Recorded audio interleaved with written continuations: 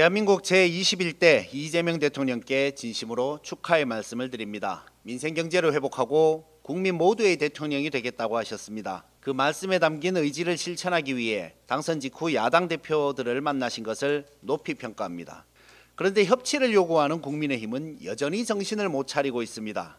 여야의 협치, 좋은 말입니다. 그런데 당신들이 정권을 잡았을 때는 왜 윤석열에게 협치해야 한다는 말을 안 했습니까? 고작 0.73% 차이였는데 왜 절반의 국민이 지지한 후보를 죽이려고 들었습니까? 왜 야당 대표를 만나지도 않고 검찰을 동원해 끊임없이 괴롭혔습니까? 당선되자마자 야당 대표들을 만난 이재명 대통령의 자세에서 자신들의 모습을 성찰하지는 않습니까? 적어도 자신들의 잘못에 대해 반성하고 사과하고 그 다음에 협치를 요구하는 게 맞지 않을까요?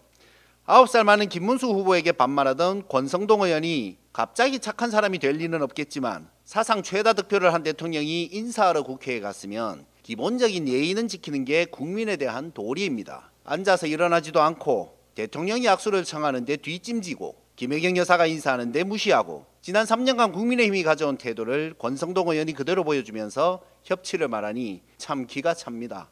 사회에는 싸가지 없는 게 자랑이냐는 말이 있습니다. 적어도 국민들 보시는 카메라 앞에서 지속적으로 자신의 무례를 자랑하지 않기를 충고드립니다. 여야 협치 당연히 해야 합니다. 대통령과 대통령을 뽑은 국민의 뜻을 존중하고 협조할 것은 하면서 요구하는 것이 협치입니다. 야당인 조국혁신당은 정부 여당과 확실하게 협치하겠습니다.